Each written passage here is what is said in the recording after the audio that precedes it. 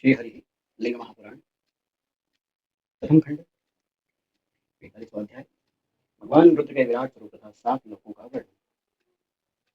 ऋषि बोलते हैं, श्रोतरक्तं खिलं कथितं शंकरस्य तु सर्वात्मभावं रुद्रस्य स्वरूपं वक्तुमर्हसि। ऋषिगण बोले, हे सूत जी, आपने शंकर जी के विषय में सब कुछ स्पष्ट कह दिया। अब आप रुद्र के सर्वात्म भाव तथा स्वरूप को बताने की कृपा कीजिए। हम इसमें कुछ श्लोकों को बीच में लेंगे। बाकी पहले श्लोक को यहाँ पे जो सूची कहते हैं, दूसरे श्लोक में यहाँ से हम श्लोक को पढ़कर आगे चलते हैं। भूर्भुवः स्वर्महेश्चैव जनः साक्षात् तपस्तथा सत्यलोकश्च पातालं नरकार्णवकोटयः। इसमें ये अपना दूसरा श्लोक हो गया। इसमें हम आगे चलते हैं। सूत जी बोले, हे ऋषियों, भू भूर्भुवः स्वः महा जनः तपः सत्य। ये लोग पाताल, करोड़ों नरक, सागर, तारागण, ग्रहगण, चंद्र, सूर्य, ध्रुव, सप्तऋषिगण, वैमानिक देवतागण तथा अन्य सभी वही शिव की कृपा से प्रतिष्ठित हैं। अब हम चौथा श्लोक पढ़ते हैं। अनेन निर्मितास्ते वेवं तदात्मानो द्विजर्षभः समष्टिरूपः सर्वात्मा संस्थितः सर्वदा शिवः। इन्हीं के द्वारा सब बनाए गए हैं, हे श्रेष्ठ द्विजों। ये सब उन्हीं के आत्मस्वरूप हैं।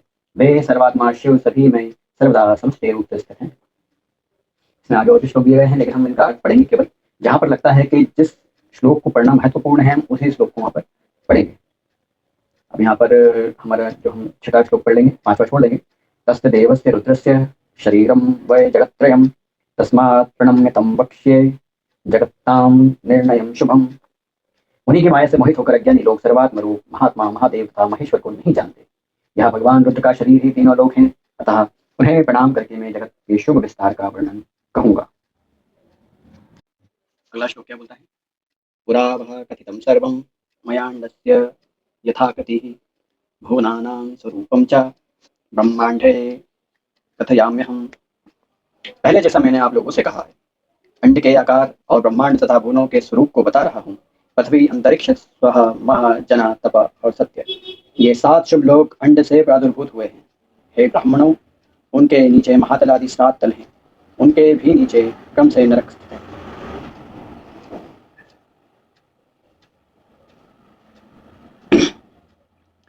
महातलम हेमतलम सर्व रत्नोपशोभितं प्रासाद्यैश्च विचित्रैश्च भवस्यायतनेस्ततः। महातल स्वर्ण का बना हुआ है और यहाँ सभी रत्नों से सुशोभित है। यहाँ अद्भुत प्रसादों तथा शिव के मंदिरों से युक्त है। यहाँ अनंत शेषनाग, बुद्धिमान मुचुकुंद और पाताल तथा स्वर्गवासी राजा बलि से युक्त है। हे विप्रो, सतल चट्टानों से युक्त है। तलातल बालुकामय है। सुतल पीछे पीले वर्ण का कहा गया है और वितल विद्रुम मूंगे की प्रभाव वाला है। अतल श्वेत वर्ण का है और तल काले वर्ण का है। हे सुव्रतो, उन नीचे के तलों का विस्तार पृथ्वी के समान है। सभी तलों की जो समाहित संख्या है, उन सभी के अंतवर्ती आकाश 11,000 योजन है। अब यहाँ पर मैं एक और श्लोक पढ़ देता हूँ, उसके बाद से एक्सप्लेन करूंगा। सभी तलों के मेघाच्छादित अंतरिक्ष भाग को 30,000 योजन माना गया है तथा उन सभी लोगों का भौगोलिक विस्तार 1,00,000 योजन है। अब यहाँ पर हम देखते हैं हमारे भागवत पुराण के 5वें स्कंद के 24वें अध्याय में ये इसका वर्णन मिलता है हमें इसी तरह, जिसमें हमें पृथ्वी और बाकी जो लोक हैं, सभी लोकों के बीच की जो स्पेस है, जिसको यहाँ पर आकाश कहा गया है, नीचे तलों का विस्तार समान है। सभी की जो समाहित संख्या है, वह सभी आवर्ती आकाश 11,000 योजन है। मतलब इनके बीच का जो स्थान है, एक भूमि से लेके तो जो हम जब स्वर्ग लोक तक जाएंगे तो उसके बीच का जो विस्तार है वो भूवर लोक कहलाता है।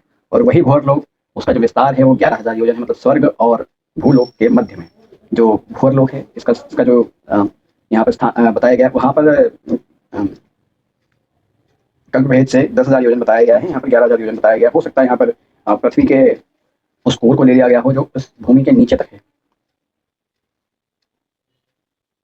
और यहाँ पर इसके अंतरिक्ष भाग को 30,000 योजन बताया गया है तथा सभी का भौगोलिक विस्तार 1,00,000 योजन। मतलब जो जिस तरह से हमारा भूलोक भी 1,07,000 मीटर के आसपास मतलब इसकी चौड़ाई है, ये उस तरह से गोल नहीं है जिस तरह से हमें आज के साइंस में दिखाया जाता है। क्योंकि अगर इस साइंस के हिसाब से देखेंगे अपन तो जो हनुमान जी का सूर्य को लीलना और विंध्याचल का सूर्यदेव का रास्ता रोकना ये संभव नहीं हो पाएगा। न ही सूर्य और चंद्रमा की जो पृथ्वी की परिधि लगाने का, पृथ्वी के चक्कर लगाने का जो हमें वो मिल पाता है।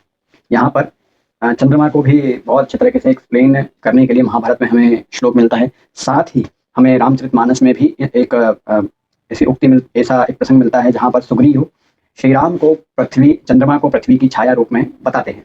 और उसी तरह विदुर जी ने भी धृतराष्ट्र को जो कि कुरुदेश के राजा थे उनको भी पृथ्वी का इसी तरह एक बताया गया है कि जो सुदर्शन द्वीप है वो चंद्रमंडल में सुदर्शन द्वीप के समान दिखाई पड़ता है। अब हम आगे 16वें श्लोक से पढ़ेंगे। हे मुनिश्रेष्ठों, सुतल शुभ रसातल स्वर्ण वासुकी तथा अन्य नागों से युक्त कहा गया है। अब यहाँ पर हमें बताया गया है कि शुभ जो रसातल है वहाँ पर वासुकी और अन्य नागों का स्थान है। सब प्रकार की शोभा से समन्वित तलातल विरोचन हिरणाक्ष नरक आदि से सेवित है। यहाँ पर कुछ दानवों की बात की गई है, यहाँ पे विरोचन हिरणाक्ष और नरकों की बात की गई है कि भाई यहाँ पर तलातल लोक में रहते हैं।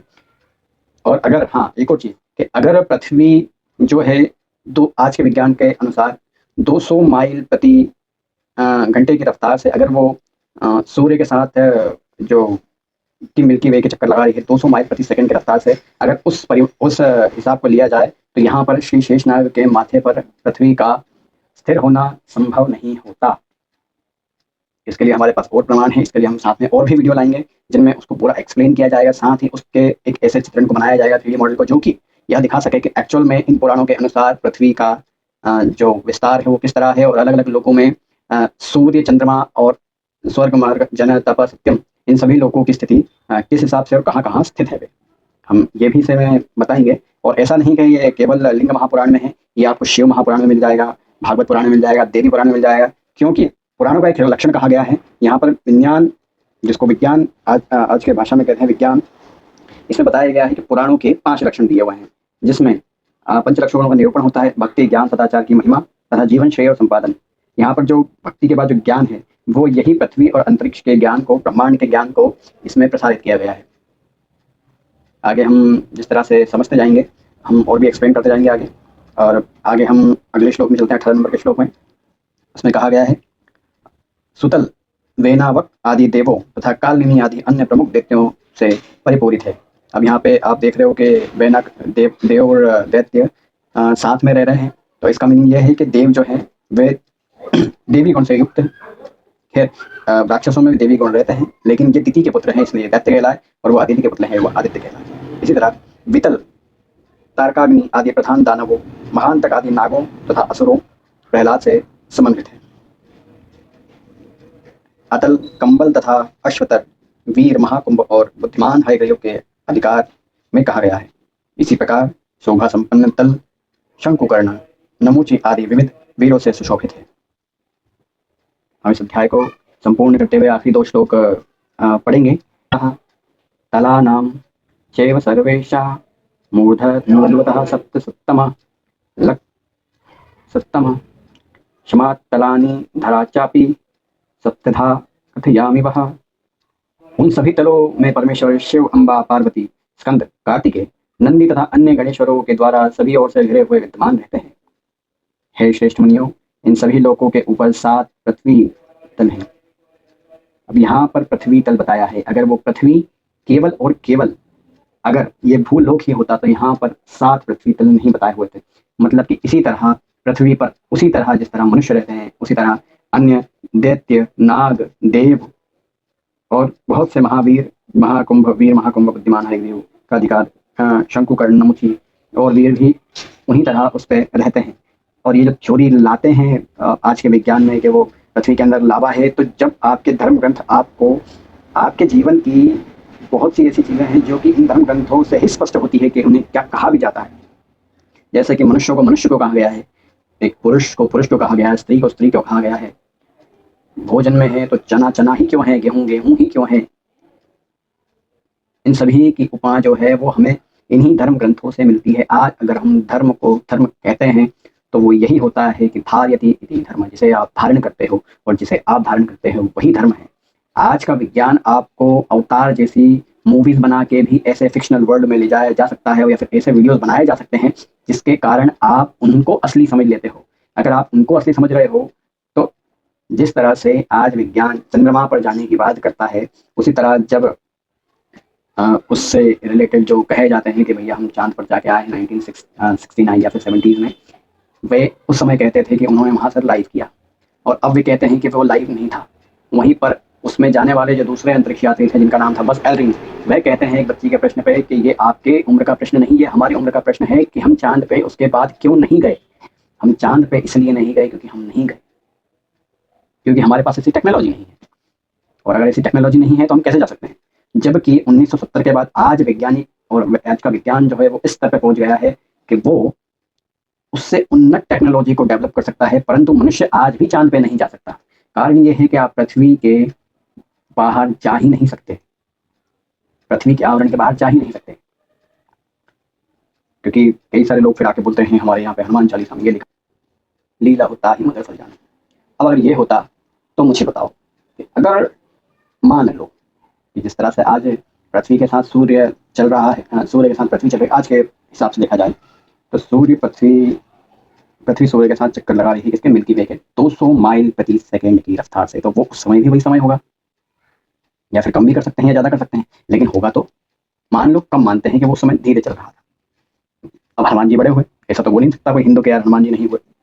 अगर वो ऐसा बोलता है तो या फिर बौद्धिस्ट मानसिकता का हो सकता है, या फिर आर्य समाजी मानसिकता का हो सकता है, या फिर वो कोई एक दीन वाला इस्लाम का बंदा हो सकता है जो कि यह बोले कि यार पृथ्वी तो जिस तरह से वो इस्लाम में तो कहते हैं कि पृथ्वी साकीन है, तो वो उनका मत सही है एक हिसाब से, क्योंकि जिस तरह से वे बताते हैं उसमें 80% हिंदू धर्म से सिमिलरिटी मिलती है। हाँ, आज के विज्ञान वाले ये बोलते हैं कि भैया पृथ्वी गोल है और सूर्य के 8 तरह से चक्कर लगा रही है। अगर सूर्य के 8 तरह से चक्कर लगा रही है तो ध्रुव तारा जो है वो 70 साल में 1 डिग्री खिसकने के बजाय हर सेकंड कुछ ना कुछ डिग्री खिसकता, लेकिन ध्रुव तारा अपनी जगह स्थिर बना हुआ है नॉर्थ में, 1 डिग्री तो खिसकता है, कोई दिक्कत नहीं है, सालों साल की बात है। लेकिन आज जो साइंस बोल रहा है उसके हिसाब से 200 माइल प्रति सेकंड की रफ्तार से, कैन यू इमेजिन। उसके बाद भी अगर रात में देखा जाए तो ध्रुव तारा इज स्टिल देयर नॉर्थ। ये कैसे पॉसिबल हो सकता है? ये तो तभी पॉसिबल हो सकता है जब वो पृथ्वी के सेंटर में हो, पृथ्वी के सेंटर में हो और वो ऊपर हवा में हो। वो जो सारे ग्रह नक्षत्र है, इसमें भी बोलते हैं अपने ज्योतिष में, जो कि एक वेदांग है, वेदों का एक अंग है, जिसको वेदों को सीखने से पहले हमको ज्योतिष सीखना चाहिए। तो उसमें क्या कहा गया है कि जितने भी ग्रह हैं उन सबका प्रभाव पृथ्वी पर पड़ता है। तो जब आज के विज्ञान के हिसाब से सूर्य के बाद चौथे नंबर पर पृथ्वी है, तो वे सभी डायरेक्टली पृथ्वी पे ही क्यों वो डाल रहे हैं? एक दूसरे पे भी तो असर डाल सकते थे, एक दूसरे पे असर न डालते हुए पृथ्वी पे क्यों डाल रहे हैं? या फिर ये हो सकता है जिस तरह से स्कंद पुराण में दिया गया है, स्कंद पुराण के 27 से लेकर 29 नंबर के अध्यायों में यही बताया गया है कि पृथ्वी के ऊपर कुछ स्थानों पर जहाँ पे तुलसीदास जी ने कहा गया है कि युग सहस्त्र योजन पर भानु, तो सहस्त्र योजन ऊपर मतलब युग सहस्त्र मतलब कि 10,000 योजन ऊपर सूर्य घूमता है, और उस सूर्य को उन्होंने लील किया है। अगर ये नहीं होता तो फिर आज का विषय माने कि 200 माइल प्रति घंटे की रफ्तार से पृथ्वी घूम रही है, और पहले कम 100 माइल प्रति घंटे की रफ्तार से घूम रही है, फिर 100 माइल प्रति घंटे की रफ्तार से प्रति सेकंड की रफ्तार से घूमना बहुत तेज है। अगर हनुमान जी ने सूर्य को जब पकड़ा होगा तो उनका साइज एक सेब जितना माना गया है। अब वो अगर सेब होता, अगर सूर्य सेब मानो, और आज के दृष्टि के हिसाब से बुध ग्रह है सूर्य के निकटतम ग्रह है, उसके बाद और भी ग्रह हैं, शुक्र है और बाकी ये सब ग्रह हैं, और ये जब चक्कर लगाते हैं तो वो कहीं ना कहीं उनकी हथेली में या फिर उनके हाथ में चेहरे पर तो टकराए होंगे, टकरा के गिर गए होंगे नीचे, जैसा कि आज का विज्ञान बोलता है। उसके हिसाब से आज का जो मनुष्य है, साधारण मनुष्य, तो वो जानता है ना, वो यही तो बोलता है। तो एक लॉजिकल थ्योरी ये आती है, और बहुत सारे नास्तिक पंथ वाले ये भी कहते हैं कि भैया अगर ऐसा है तो ये जो उन्हीं का प्रश्न है जो कि आज का कोई भी हिंदू सनातनी उत्तर नहीं दे सकता, क्योंकि वो इन धर्म ग्रंथों को उठाकर पढ़ता ही नहीं। केवल विज्ञान आज के जो सो कॉल्ड पैशाचिक जो धर्म आ गए हैं, जो हिब्रू वगैरह फॉलो करते हैं, जो हिब्रू और बाकी सभी लैंग्वेज के यूज़ करते हैं, वे क्या बोलते हैं कि भैया पृथ्वी तो गोल है, कैसी गोल है, अंडे जैसी गोल है, और वो सूर्य के चक्कर लगा रही है। जबकि आपका धर्मशास्त्र बोल रहा है 18 पुराणों में ही, पूरे 18 पुराणों में कि भैया जो आपकी पृथ्वी है वो स्थिर है, और जो सूर्य चंद्रमा है वो आपकी पृथ्वी के चक्कर लगा रहे हैं। अगर आप इस हिसाब से देखोगे तो या तो अपने धर्म ग्रंथों की मन मानो, फिर आपको देखना ही है तो भैया हमको विजुअल दिखा है। विजुअल किसने दिखा है? नासा ने दिखा है। इसरो ने दिखाए। नासा और इसरो इसरो सॉरी इसरो इसरो क्या कर रहे हैं? चांद पे जा रहे हैं। महाभारत को झूठा बोल दो, पंचम वेद है ये तो। इनको अगर आप झूठा बोलोगे तब तो खेल खत्म। काहे के हिंदू हो आप? आपको अगर हिंदू बनना है तो हिंदू उस तरह होगा जो धर्म ग्रंथ के एक एक वाक्य और शब्द पे गौर करे, समझे, पढ़े, सुने और ध्यातव्य उसको अपने चरित्र में उतारे, समझे उसमें क्या कहा गया है। और जो कहते हैं कि भैया मिलावट है, किसने करी मिलावट? और कौन सा श्लोक मिलावटी है आप मुझे बता दो। आप भी तो निकाल के दिखाओगे कि किसी ने कहा मिलावट है, और मिलावट है तो भैया मिलावट निकाल के दिखा दो कहाँ से। या फिर अगर आप में क्षमता है तो एक और श्लोक बना के दिखा दो हमको, इतना ही पढ़े लिखे हो तो। या फिर हम जो बताते हैं कि आर्य समाजियों ने इसमें मिलावट करी है, वेदों में आर्य समाज ने जो अपने वेद लिखे हैं उसमें मिलावट है, और उसका खंडन श्री धर्म सम्राट कृपात्री जी महाराज अथर्ववेद के टीका में कर चुके हैं अपने। उनका मत था कि यहाँ पर, हाँ यजुर्वेद की बात आती है। यजुर्वेद में दयानंद सरस्वती के अनुयायी लिखते हैं 3:6 में कि जो सूर्य है, सारा खेल वहीं से चालू हुआ है कि जो सूर्य है वो स्थिर है और पृथ्वी इसके चक्कर लगा रही है। और जबकि आपके जो पौराणिक, जो आपके जो पुराने लेखकार हैं, उनसे पहले जो टीकाकार हैं वेदों के, जिनने भाष्य किया है, उन्होंने यह कहा है कि सूर्य पृथ्वी के चक्कर लगा रहा है। और इसी कारण से आज के मनुष्यों को, हिंदुओं को भटकाने के लिए आर्य समाज वेदों को, पुराणों को नहीं मानते, जबकि पुराण पंचम वेद है। मत्स्य पुराण कहता है कि जो मत्स्य पुराण कहता है कि जो इतिहास और पुराण ये पंचम वेद है। आपका भागवत महापुराण के पहले स्कंद के चौथे अध्याय के 20 नंबर श्लोक क्या बोलता है? इतिहास पुराणानाम च पंचमो वेद उच्यते। इसकी वेदवत प्रतिष्ठा है, वेदवत प्रमाण्य है, पुराणों को पंचम वेद कहा गया है। तो जब आपके पंचम वेद आपको बता रहे हैं कि भैया पृथ्वी स्थिर है और जो सूर्य चंद्रमा है वे उसके चक्कर लगाते हैं, तब क्या होता है? कई सारे नए नए हिंदू आ जाएंगे और वो बोलेंगे कि भैया हमने तो इसरो का वीडियो देखा है, हमने तो स्पेसशिप देखी है, हमने नासा का वीडियो देखा है, उसमें चांद पर लैंड हुए हैं। ऐसा तो हम बोलते हैं कि हम अवतार की मूवी में जी रहे हैं, हमने अवतार देखी है भैया, अवतार के ग्राफिक्स उससे अच्छे हैं, तो हम उसको प्रमाण क्यों माने? हम तो इसको प्रमाण मानेंगे। या इंटरस्टेलर मूवी देख लो, हम तो वो बोलेंगे कि हमने वो उसकी डॉक्यूमेंट्री बना के डाल दी, वो किसी ऐसे ग्रह पे गए थे जिसमें पानी था। मूर्ख बनना बंद करो हिंदुओं, धर्म ग्रंथों को पढ़ो, सुनो। 400 रुपए की पुस्तक आती है, एक बिल्कुल सामान्य सा व्यक्ति 1000 रुपए का गुटखा खा के फेंक देता, थूक देता है। 400 रुपए की पुस्तक लाके अपने बच्चों को पढ़ा नहीं सकते और बोलते हैं कि धर्म कैसे बचेगा? धर्म ग्रंथों को पढ़ोगे तो बचेगा ना। कि राम को तो मानो लेकिन राम की मत मानो। यहाँ पर हमने एक अध्याय पूरा किया है, धीरे धीरे एक्सप्लेन करेंगे हम। और हाँ, हनुमान जी वाला रह गया था प्रसंग। तो बुध ग्रह और जो बाकी ग्रह है वो हाथ में टकराए होंगे ना हनुमान जी के, और टकराए होंगे तो गिरे भी होंगे नीचे, क्योंकि सूर्य तो अंदर था। अगर पृथ्वी सूर्य के ग्रेविटेशनल फोर्स में घूम रही है तो पृथ्वी भी उसके हनुमान जी के अंदर क्यों नहीं चले गई? फिर ऐसा क्या हुआ कि सूर्यदेव हनुमान जी, फिर जैसे ही उनको वज्र लगा तो उनकी ठोड़ी पर, और हनुमान जी उड़ते हुए छोटा सा रूप हो गया, और वो पृथ्वी इतनी बड़ी है, इतनी छोटी सी, और जो सूर्य है वो बहुत बड़ा है, और उसको उन्होंने मुंह में डाल दिया सूर्य को। अब मुझे बताओ, हनुमान जी का रूप एकदम से छोटा हो गया। ठीक है, आज का विज्ञान तो ये बोले, मतलब आज तो यही दिखाया जाता है कि वो हनुमान जी छोटे हो गए, और फिर उनको गिरना था तो नीचे गिरना था, क्योंकि पृथ्वी के ग्रेविटेशनल फोर्स से तो परे है ना, परे हो चुके हैं, और भी ग्रह चक्कर लगा रहे हैं, तो वो तो उधर नीचे गिरना थे। फिर वो वापस ऐसे क्या हुआ कि वो पृथ्वी पे आके ही गिरे, और फिर पवन देवता ने बाहर की हवा तो रोकी नहीं, पृथ्वी के बाहर की, पृथ्वी के अंदर की हवा रोक ली। ऐसे कैसे संभव है? ऋषि अगस्त का अगर प्रमाण देखें अपन, उन्होंने विंध्याचल पर्वत को नीचे झुका दिया, 2 दिन का रास्ता रोक लिया था विंध्याचल ने सूर्य देवता का। ये प्रमाण झूठा कर दो। जो थर्ड फोर्थ में जो चैप्टर पढ़ाते हैं हिंदी का स्कूलों में, बंद कर दो उस चैप्टर को, मत मानो। या फिर ये मानो कि आप नर्मदा परिक्रमा में जाते हो तो विंध्याचल पर्वत आपके सामने आता है, या फिर उसको विंध्याचल बोलना बंद कर दो। और इसी तरह रामायण में अगस्त जी जब विंध्याचल को झुकाते हैं तो वो दक्षिण में जाके अपना आश्रम बनाते हैं। और जब आप वाल्मीकि रामायण पढ़ते हो तो उसके किष्किंधा कांड के 40वें सर्ग में यह बताते हैं, सूर्य जी पृथ्वी के दक्षिण में जाने की जब बात करते हैं तो दक्षिण में क्या है? अगस्त जी का आश्रम बताते हैं वे। उसको नकार दोगे? राम की मानते हो आप तो हिंदू हो, राम को मानो ना, राम की भी मानो। फिर क्यों नकारते हो कि भैया हम तो आज का विज्ञान पर भरोसा करते हैं? आज का विज्ञान है तो डाल लो उसे कहीं बुरा मार्ग में अपने। या फिर पूरा बोलो कि हम हिंदू हैं, हम 18 पुराणों पे भरोसा करते हैं, हम मानते हैं तुलसीदास जी ने जो लिखा है, युग सहस्त्र योजन पर भानु, सूर्य देवता जो है वो 1000 योजन 100 योजन पे है, उनको जाके ग्रसा था और पृथ्वी बड़ी है। एक और प्रमाण मिलता है, जब तुलसीदास रामायण में जब राम जी धनुष उठाने जाते हैं तो वहां पर माता जानकी की माता जी सुनैना जी क्या बोलती हैं कि छोटा सा बालक मंदराचल पर्वत उठाने चला है। वहां पर उनकी सहेली जो कहती हैं कि तेजवंत लघुगनी है ना रानी, तेजवंत को छोटा मत समझिए। छोटा सा सूर्य का गोला पृथ्वी के अंधकार को समाप्त कर देता है। तो आप ये समझो कि अगर आपको किसी भी चीज को प्रकाशित करना है तो छोटी सी चीज लगाई जाती है। यहाँ पर पृथ्वी के अंधकार को समाप्त कर देना मतलब समझ रहे हो आप कि किसी बड़े बड़े परिमाण को लिया जाता है, उसमें एक छोटे की कल्पना की जाती है कि वो छोटी सी चीज बड़े को उजाला कर देती है। जैसे आपका घर, छोटा सा बल्ब जो आपकी मुट्ठी में आ जाता है वो आपके पूरे 12 बाय 12 फीट के रूम को चमका देता है। उसी तरह सूर्य छोटा है। यहाँ पर क्या साइज दिया गया है पृथ्वी का? 1,07,000 योजन भौगोलिक विस्तार। और ये तो भौगोलिक विस्तार है। यहाँ पर हमें और मिलता है, और भी जगह इसका प्रमाण मिलता है।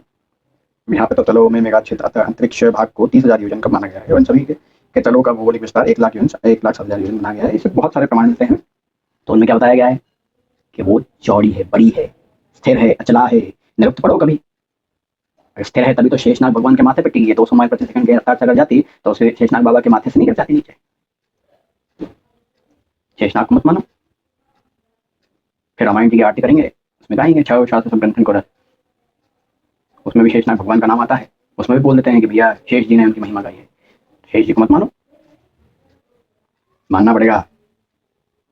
क्योंकि जिस तरह से आज का विज्ञान मनुष्य को, जो हिंदू है, हिंदू कौन से, जो कि प्रमाणतः हिंदू है, वो मानते हैं कि हम हिंदू हैं और उनकी जो आस्था है वो इन धर्म ग्रंथों पे है।